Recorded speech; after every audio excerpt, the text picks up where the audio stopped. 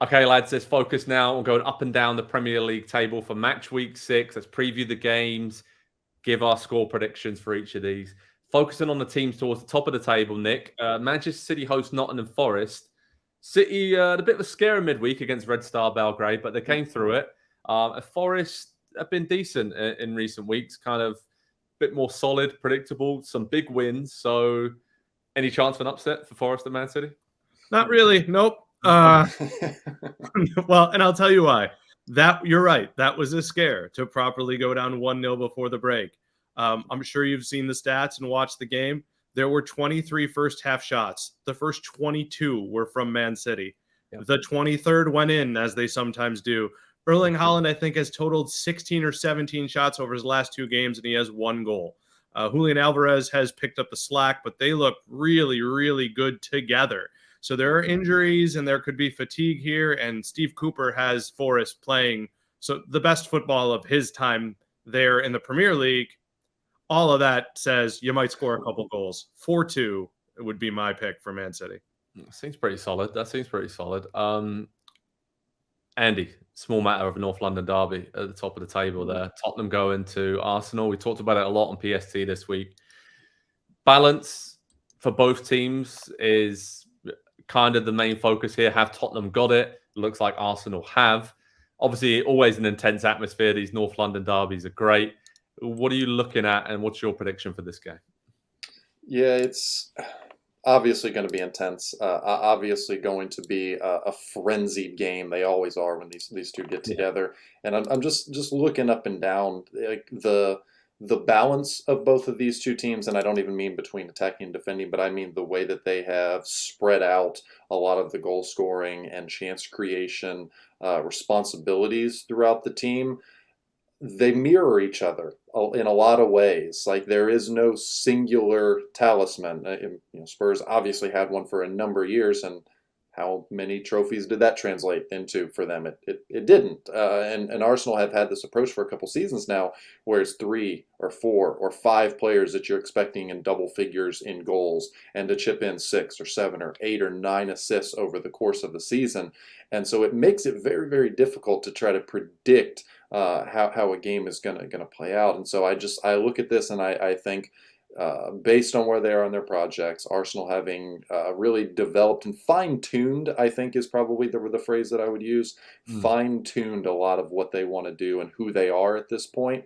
And Spurs are still working on a lot of the bigger pieces and getting new players in.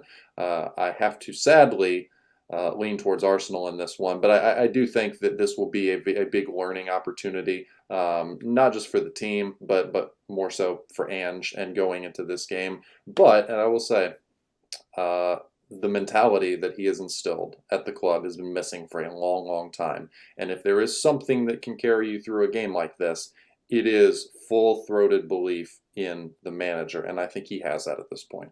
There you go. That's the view from Andy Edwards, our resident Spurs expert here at PST. And remember, Andy, there's no losing. There's winning or learning. So whatever happens at the weekend, you'll come out on top. Focusing on some other teams who've had very good starts to the season, maybe unexpectedly so, given some of the big changes they had. Nick, Liverpool against West Ham. That's a tasty game there, isn't it? These two teams are different styles, all the rest of it, but from Liverpool, we saw some good tactical tweets from Jurgen Klopp against Wolves to kind of get them out of a dodgy situation. And it seems like just go all-out attack for Liverpool is the best avenue this season. And we're seeing that from quite a lot of Premier League teams. You mentioned Spurs there. But it just seems like might as well risk it and then see what happens. Risk it for the biscuit. I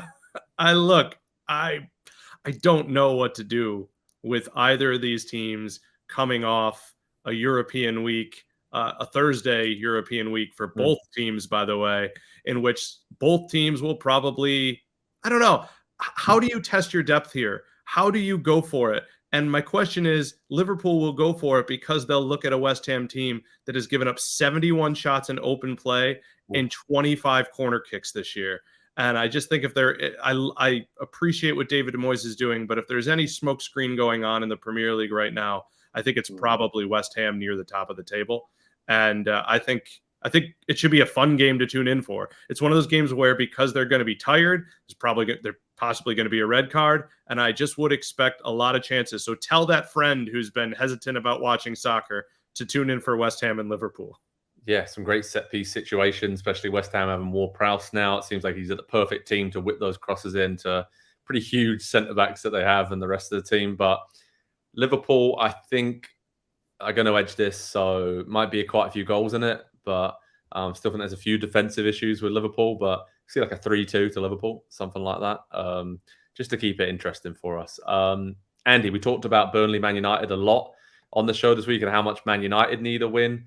We all kind of thought that they would just grind out a victory at Burnley somehow. And going forward, I guess they just need to finish off some of the chances. Højlund getting off the mark was obviously a big relief for him, I think, getting his first Man United goal against Bayern. Rashford's been good. Bruno's been okay. They need to get their best players in the right areas against Burnley, and I think they'll punish them because Burnley are playing a very cavalier game under Vincent Kompany since returning to the Premier League. And seems like United, they need a win desperately. I think they're going to be okay this weekend against Burnley. And Chelsea against Aston Villa. Do you think Chelsea are going to be okay? They haven't been finishing chances, and Villa do. That's what they do. They're very clinical. They're pretty ruthless under Unai Emery, but they left it late against Palace last week. So I just wonder, again, Villa coming off midweek action in Europe for the first time in a long time, and Chelsea not having any European action. Does that actually benefit Chelsea? Any day now, Chelsea. Any day now. We've been waiting, and obviously they've got all the injuries going on. But you compare that with the money that's been spent, and it's hard for anybody to feel sorry for the way that the season has started for them. Their numbers are still really good. I said it last week. I think it was 5th best in terms of chances created. It was 3rd best in terms of chances given up, and in a 0-0 against Bournemouth. Obviously, they didn't hurt their defensive numbers any, but it's robotic. It's very robotic at the moment, and they're not super fun to watch. I don't think they're super enjoying playing either at the moment, and obviously the results would help that. But I just think the way that they're set up, and that is, and I'll say this as someone who went through the entire life cycle of a Mauricio Pochettino team, that is how it starts. It starts with a very, very rock solid, ugly foundation buried underground for a reason, because you don't want to see it. And then he builds on that. And then it gets a little bit more fun and a little bit more exciting. And the chances come. It just takes a little bit of time. And I think they're going through those early growing pains.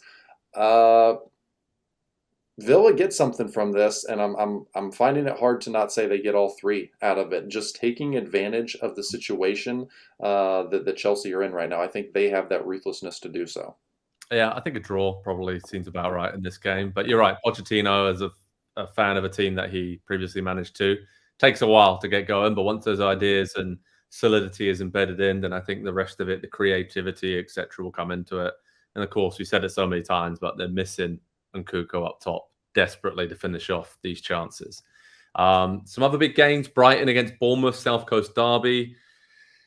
I think maybe a draw in that one. Brighton have been really good, but they have a big European midweek game. And Bournemouth looked more solid against Chelsea last time out. Wasn't sure that they could be that defensively sound. Not showing a lot going forward so far this season, the Cherries. But I feel like Bournemouth could nick a point there on the South Coast. Crystal Palace against Fulham, London derby.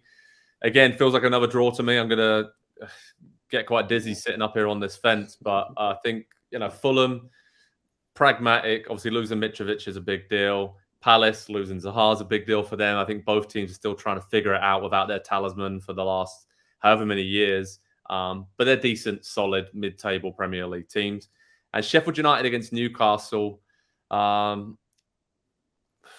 That's a tough one to call, actually. Nick, I'm going to bring you in for this one. Newcastle, after the midweek they had, a lot of energy in Milan just to leave there with a draw. Sheffield United, devastated not to win at Tottenham. But they've been getting a bit better, haven't they, each week in the Premier League?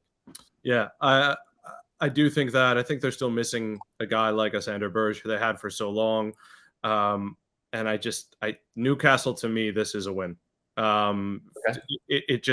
They have Harvey Barnes and Miguel Almiron and a bunch of guys who are going to play after not starting against Milan and who will be kind of ticked off and have something to prove. So I really think this has Newcastle win written all over it. Andy, take us home. Brentford against Everton. What do you expect from the Toffees? Some more mistakes, I think, and Brentford are a team that cause mistakes, and they feast on teams that lack confidence. And if there's any team in the Premier League for the last couple of years now that lacks confidence, I think it's Everton. And Brentford know how to exploit that and turn that into a lot of scoring chances. I'll go with Brentford in this one. And your thoughts on I'm going to say it, relegation 6-pointer, bit of a scrap down at the bottom, Luton against Wolves. You think so? Yeah, I think so. You think Wolves will be there come the end of the season? I think so, because I don't think they can score enough goals to keep themselves out of trouble. Yeah, I would agree with that. I think there's probably 3 worse teams in the league than them, and they've got a couple of players that I would say have the potential to grab a handful of goals. But yeah, you're right. The system is not going to lend itself super well to creating a ton of chances. But I do think against Luton, they have to be the team that goes onto the front foot and takes the game to them. Maybe that gives them a little bit of confidence and belief going forward. So I'll take a Wolves win in this one, and. Yeah, I'm not as down on them as you say. I'm going to have to watch them very closely this weekend and maybe reshape my opinion of them. No, don't get me wrong. They've been playing really well and haven't got the points their performances deserve. But that's the problem. I think they'll keep playing well, but they just haven't. Since Jimenez had the injury a few years ago, they lost him, never replaced him, and obviously the financial issues this summer. I just think they're missing those couple of key players in attack to take the chances. But hey, gents, that was great. That was wrapping up the preview and picks for Week 6 in the Premier League. Thanks, everyone, for watching. Thanks, Nick and Andy, for joining me. Remember, head over to Pro Soccer Talk on NBCSports.com for all the latest news, how to watch information, analysis, and reaction on all these Premier League games coming up this weekend. It's going to be a lot of fun. It's been great to start the season. Some big games coming up this weekend. Can't wait to get stuck into it. Cheers, lads. Thanks, everyone. See you soon. Hi there, I'm Rebecca Lowe, studio host for NBC's coverage of the Premier League. Don't forget to hit subscribe to watch more videos all season long. And for even more Premier League content, from original series to live matches, head over to Peacock. And be sure to tune in for Premier League mornings every weekend on USA Network and on Peacock. We will see you there.